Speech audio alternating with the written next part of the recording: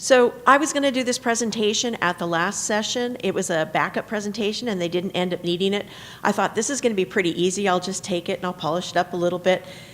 We had some changed legislation between then and now, so I ended up doing a little bit more work on it than I thought I would.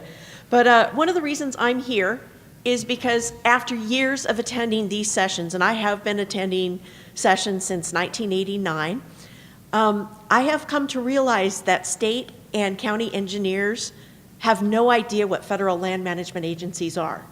They don't know where they fit in the general scheme of things.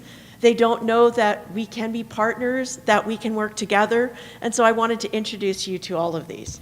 So basically, my objectives are for you to understand what a federal land management agency is, to talk about operational differences between federal land management agencies and your agencies, to talk about the federal highway oversight differences when they look at our program, because yes, our bridge inspection program gets overviewed by federal highways. That's a new thing. And then to share some of our program challenges with the U.S. Forest Service. So first of all, starting with what a federal land management agency is, it's a unit of the federal government that's currently responsible for the administration of federally owned public lands. And you can see some of those listed there. So if the federal government owns the land, they have an agency in charge of it. There's some traits for federal land management agencies. We report to different departments. Not all FLMAs report to the same department. We each have a little bit different organizational structure. We have unique policy and guidance for each agency, various funding levels and sources, and different bills. If you ever hear about the bills in Congress that get passed, just because one bill gets passed, it doesn't mean that all FLMAs get funded. They all come from different agencies. But the main thing about all of us is that transportation is not the primary mission of the Federal Land Management Agency. Engineering and transportation support whatever is going to be the overall mission. And that's a really important thing to know because we struggle in engineering and in a transportation to get every dollar that we get. So this is not a complete list. If you look on the upper right-hand corner, that's the list if you went out to do your NBI check of your data annually. This is the list of the federal land management agencies they have there that you would grab before you check your data. And this kind of shows the breakdown. There's a couple on there that belong to agriculture. And yeah, the Forest Service is within agriculture because basically trees are a growing product, and that's why we're there. Then you can see all of those others that are with the interior, including the National Park Service, BLM, the Smithsonian, okay? And then there's some that belong to the Department of Defense. And that, again, that's not a complete list. So why do you care about this? And this is especially true in the West. This is a map of all of the government land ownership, and that's not just federal, it's state too. You can see the numbers, you know, and the color coding. What's really significant is the next slide. In the West, this is who owns the West. So look at some of those percentages. You may not be able to see them. Alaska is like 69% federal land ownership. Nevada is 84.5% federal land ownership. Those lands in those states are owned by the federal government. So for Oregon and Washington, which I work in, Oregon is 53% and Washington is 30%. Okay, so we've talked a little bit about where our lands are. Our operational structures are also very different.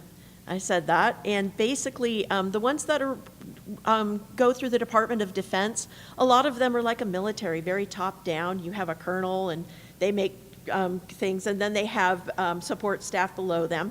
In the Forest Service, we sort of have what's called a semi-military, I guess I'll call it. We have line and staff, and line are the district rangers, the chief of the Forest Service, and they make the rules and they're the policy and blah, blah, blah.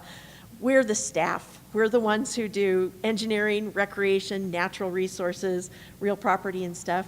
And then the only deviation from that is that when you get into firefighting, which you are all aware that the Forest Service does firefighting, we have something called the Incident Command System. I'll take a brief aside to tell you with firefighting. 20 years ago, firefighting in the Forest Service took up 16% of our budget. This year, or in the next 5 years, it's projected that firefighting in the Forest Service will take over 52% of our agency's budget. So that's a pretty significant number, and it says there's not much left for some of the other stuff. Finally, with the other organizational structures, and I will admit that I don't know a lot about some of the other FLMAs, but they have something similar to the Forest Service, but kind of a top-down. They might have a district manager. My director of engineering just left to become a district manager for the Bureau of Land Management, and so he has a land area underneath his control, and he's acting more like line now than staff, where he's actually doing more of the role. So every federal land management agency has a mission statement. And if I were to put up a list of mission statements on the left and the agencies on the right, they're so similar it would be hard for you to see which one belongs to which. But basically, the overriding mission of all federal land management agencies is to preserve federal lands and resources on those lands, whether they're trees, grass, water, wildlife, minerals, recreation, etc., that have been entrusted to the agency by the public for the best use and benefit to the public now and for future generations. And you can look at any mission statement for any FLMA, and that's what you're going to get. So, funding. We get funding from a couple different sources. We do get some appropriations from Congress through departments, but then we also get funding through permanent and trust funds, which include timber sales, minerals, grazing tracts, cost recovery, people running pipelines across it, ski areas, people coming out to film in the forest. There's a lot of different places. The primary one for the Forest Service is timber revenues. 20 years ago no, it'd almost be 30 years ago, we'll say 25 years ago, we had a 12-fold increase in what we were able to cut as far as timber, and we got revenue from that. We're down like 1/12 of what we used to be able to cut. And that means our revenue got cut too. And that's our revenue to do anything, to maintain roads, fix bridges, etc. It also includes some funding from some very old agreements. I'll talk about the Fish and Wildlife later on. They get a certain amount of money for something. It's based on an agreement that goes all the way back to the time when they had wagon roads, okay? And the railroads, anything about water rights, tribal land agreements, etc. So really some old agreements. Now, we had an opportunity in 2012 to get some new funding, and it was great. When MAP 21 came, it represented the first time some federal land management agencies were specifically named and were able to receive some direct allocations from the Highway Trust Fund through MAP 21. And then when the FAST Act came out in 2015, we all know it gave us a 5-year program, which was great. It's the first time we'd actually been able to plan for 5 years to have our money, to actually plan how to spend it, to do our investment strategy. And for the first time in that, the Forest Service was actually listed as one of the agencies that specifically got some money, as set-aside money. Before that, we had to compete with 5 other agencies to get a part of our money. Now, we're not talking about a whole lot of money. I did add, of course, the FAST Act has its website out at Federal Highways. You can go out there for information. And I'm going to go through this pretty quickly because you are all maybe aware of it. I'm just going to give you the part of it that belongs to federal land management agencies. So there are basically 3 primary programs within the FAST Act.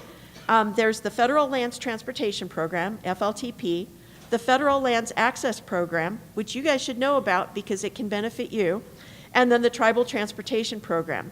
So what you need to know is in the FAST Act, there's like $305 billion set aside for the FAST Act. The federal land management agencies, if you add all of this up, get about maybe $1 billion of that. And the part that I can really access is pretty much the FLTP, which is only about $335 million.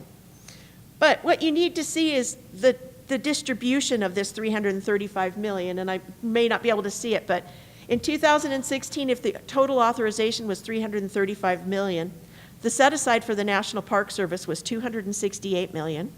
The set-aside for Fish and Wildlife Service, that old wagon road thing, was $30 million. And the set-aside for the Forest Service was $15 million. It's not a lot, but hey, we got on the board. And in 5 years, we're going to fight for more. Okay, and then the rest of the agencies kind of listed at the bottom have to fight for whatever's left over after that money's taken away. The trick about this is that the Federal Lands Transportation Program, the way this works is we have to set up in the Forest Service a network. Our network is called the Federal Lands Transit Program, FLTP network. All of the Forest Service across the entire country has 370,000 miles of road, okay? from everything from really low level to double lane paved, quite a bit of traffic on it, not by your standards, not by interstate standards, but certainly by a recreation standpoint. We were able to designate almost 30,000 of those miles for our network, and that's where we can spend that money. In the FAST Act, they actually added trails to it. So now we're also fighting with our recreation folks for the money. But they have 157,000 miles of trails, and they were able to designate about 31,000 miles of trails. And then you can see with our road bridges nationally, we have 6,200 bridges that we report to NBI, and we were able to put about a third of those on the network.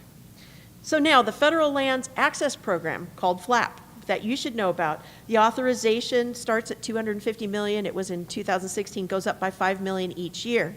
What's important is this is stuff that's not on federal lands. It's stuff that counties or states have roads that access federal lands, and those are all federal lands.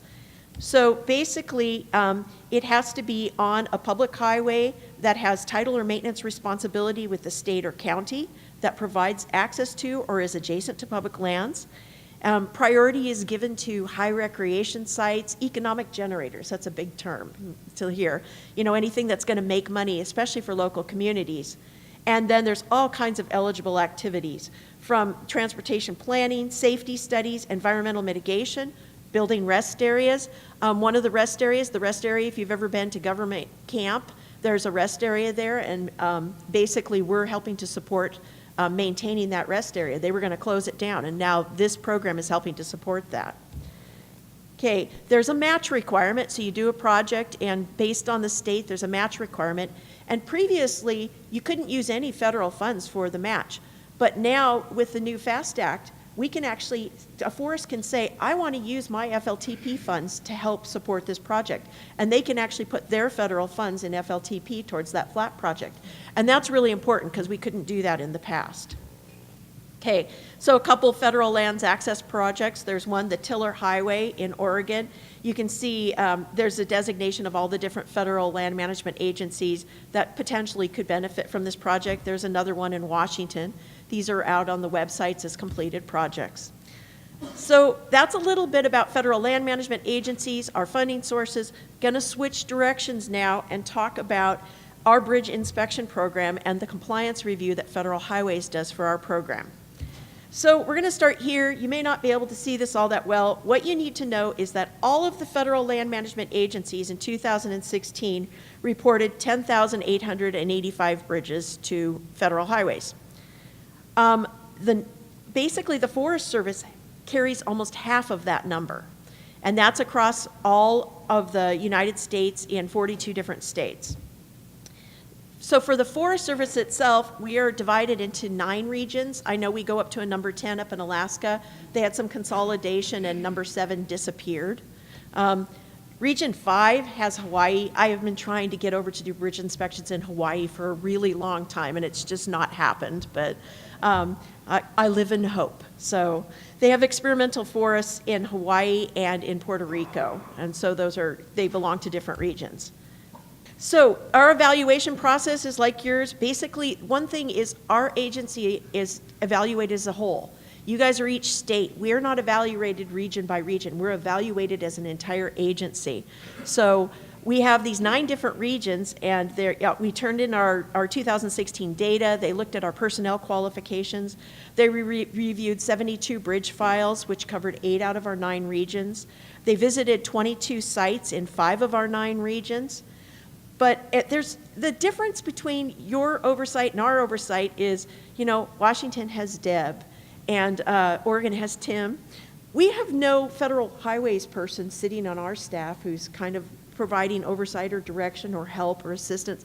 They're looking at our programs, and they're basically providing guidance and recommendations and suggestions how we should run our program.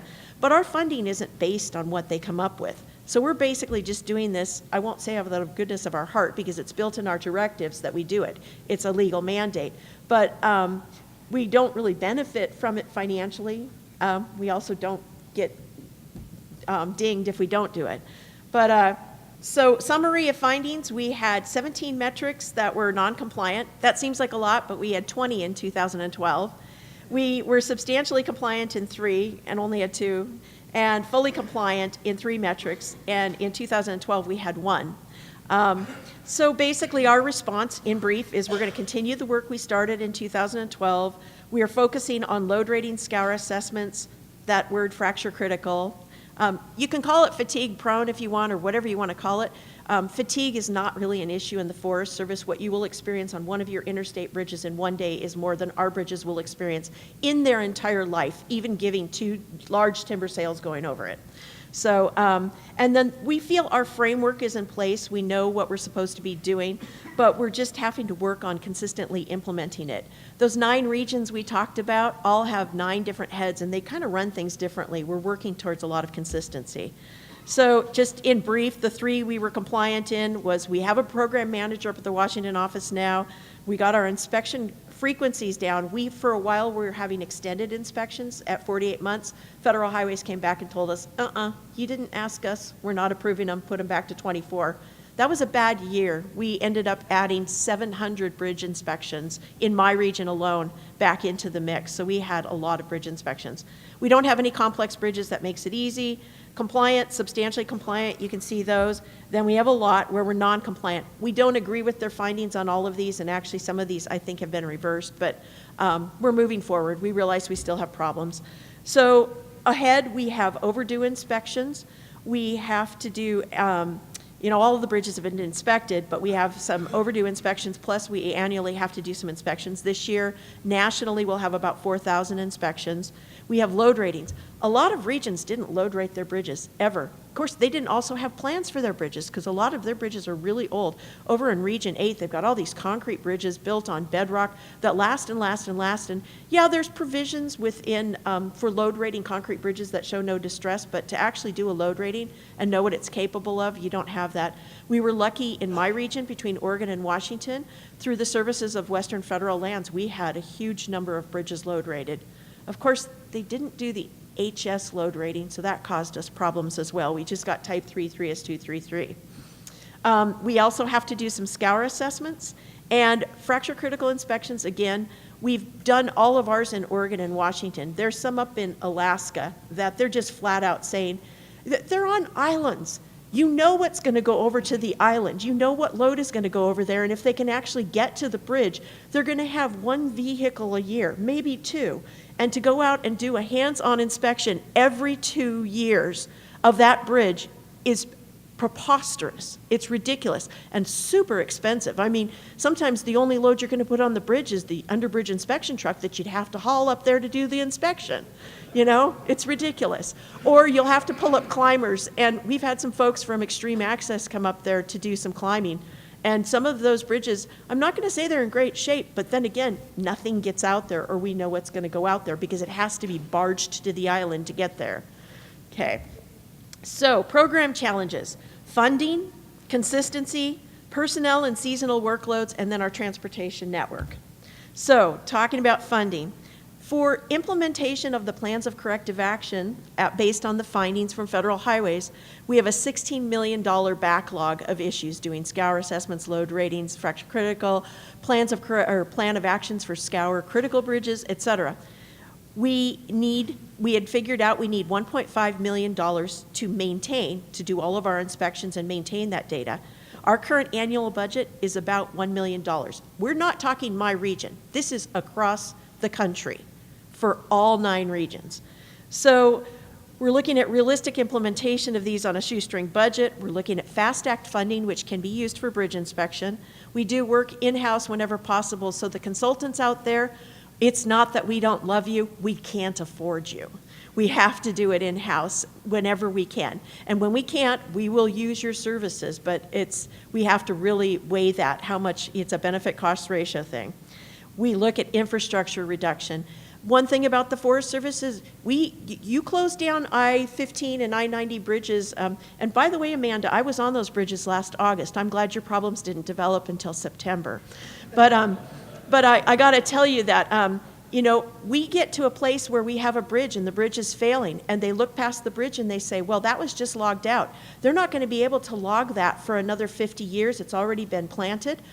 we just take the bridge out and we leave the road system. We either close it or put it into storage. And in 50 years, if they need access again, we'll pull a bridge out there and we'll put it in place.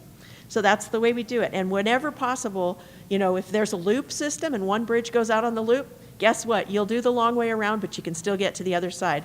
And there are a lot of our bridges that you can't get to. And we have a lot of bridges that we lose during flood events, and they make a decision. This is just not a good call. We're not going to spend the money. So we have a bridges in permanent storage because the federal government is not allowed to abandon stuff. Okay? So we have bridges in permanent long-term storage way back in very remote areas that we can't get to. Extended inspection intervals, we will continue to try to get extended inspection intervals for routine and underwater inspections. And we're looking at risk management proposals and studies for our fracture critical bridges, because really, we do not need to be hauling U-bits up to Alaska to go onto islands, I promise you. And the other thing is, in a lot of our bridges, we could go out and do a hands-on inspection one day, and we could have a windstorm the next day, and a tree could fall on the bridge and damage the bridge. There's no added value to doing those hands-on inspections. The bridges, in most cases, are in absolutely fine shape. Where it's necessary, we want to do it, but we are trying and hoping to get some relief from having to expend really, really limited resources on those kinds of inspections. Okay, so on the path of consistency, we finally got a Washington office bridge engineer back. Of course, it was at the expense of Region 1, which is in Montana, because he went to go there, and Trump put in his hiring freeze, and now they can't hire a bridge engineer in Montana. So right now, we're shy one of our regional bridge engineers. But we're getting our bridge inspection program in place, our requirements. We finally have a single national inspection template. Every region was using a different template. That was a problem when Federal Highways came out to evaluate us. They had to look at multiple different things. Not even just from region to region, from forest to forest, they use different templates. Now we have a single template. We are still inspecting using NBI, not element level inspection. As you can see at the bottom, we're dragging our feet on this as long as we can because, again, it doesn't really add value to our program. A lot of the things about element level inspection have to do with building a bridge management system. If you're building a bridge management system, you're looking at optimizing the application of your maintenance dollars.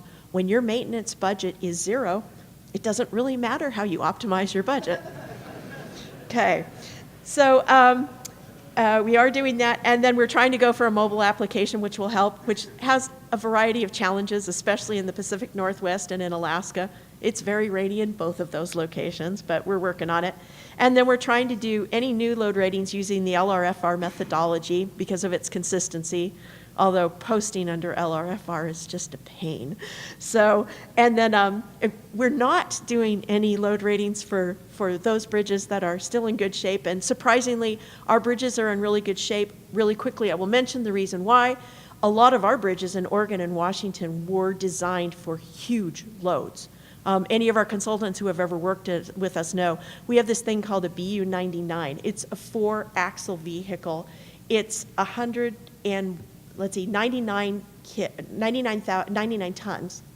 The back 2 axles are tandem axles, 4 feet apart. Each axle is 72.5 kips. Big loads, short. I mean, so if our bridges can stand up to that and HL93, bring it on. So we're in good shape.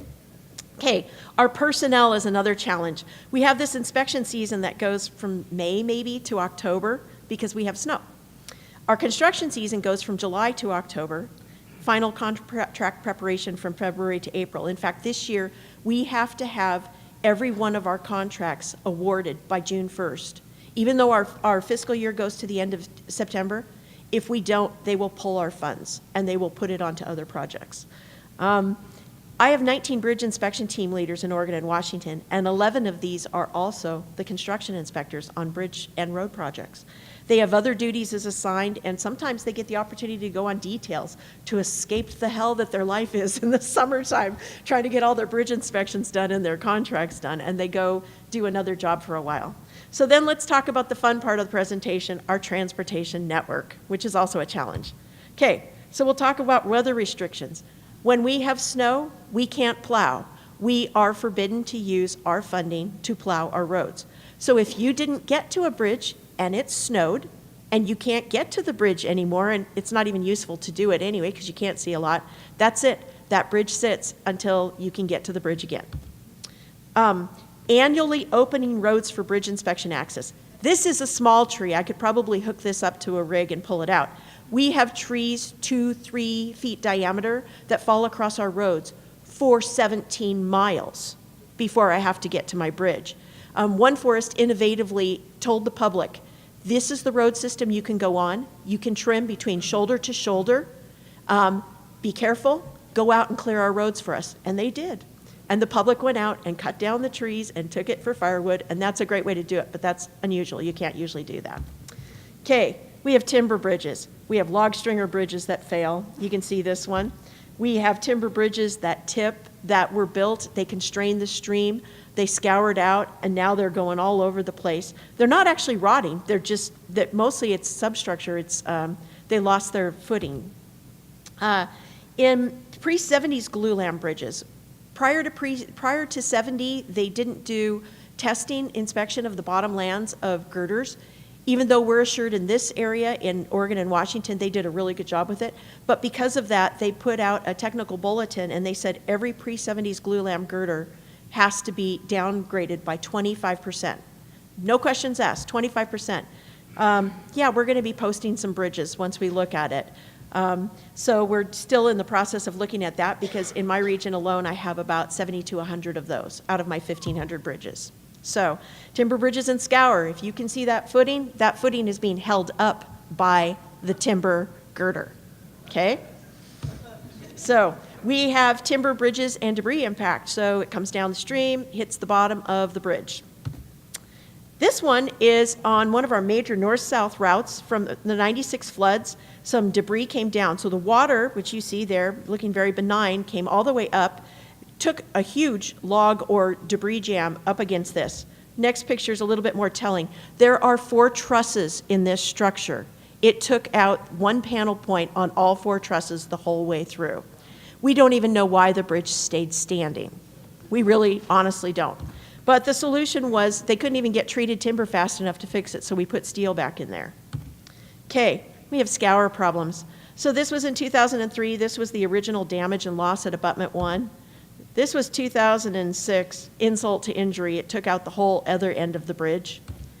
This was the final solution. The old bridge was upstream. This is downstream. It's a single clear span, 240 feet. We are not allowed to put, 1, fill back into the streams if Mother Nature takes it out, and 2, we're not allowed to put any substructure elements back into the bankful width of our channel. Those are our environmental regulations.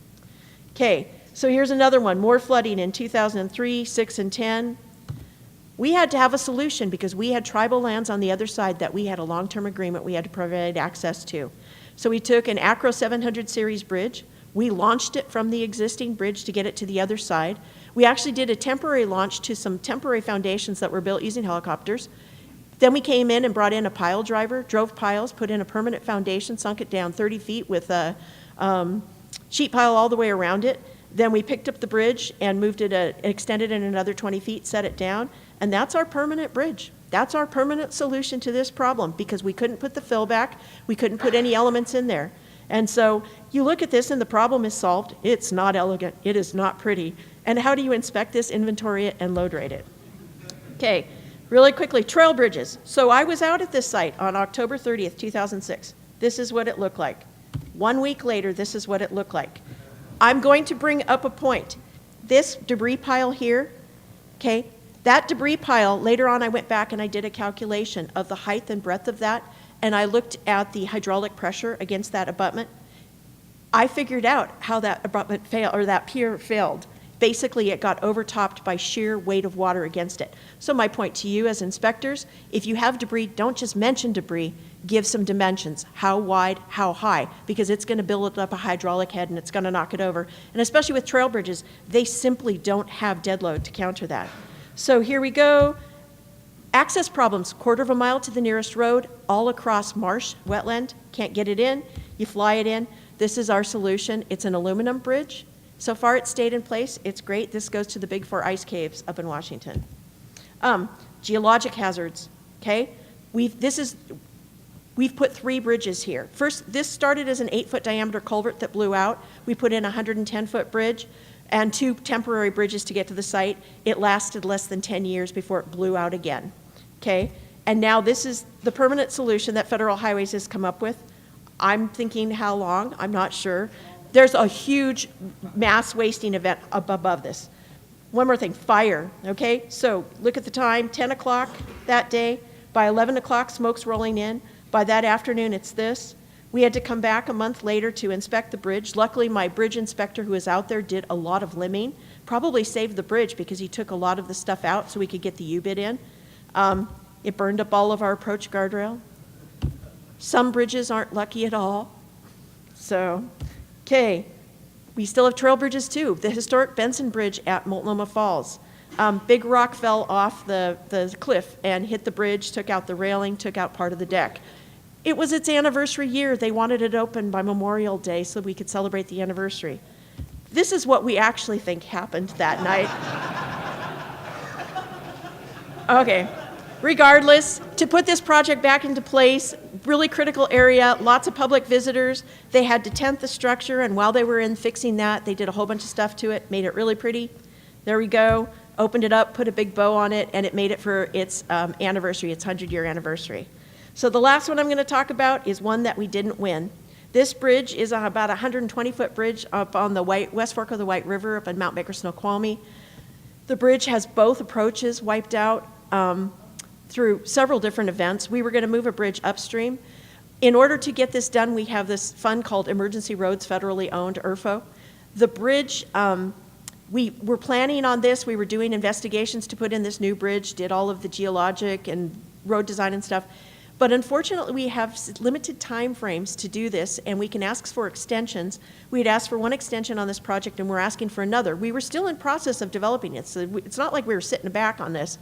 But Federal Highways decided, well, we're going to get a little bit more strict on extensions. We're not going to extend this. So this bridge sits out there and will sit out there until somebody finds some money to do it. We don't have it. There are 5 other bridges behind that are perfectly good bridges. We have no way to access them, none. So anyway,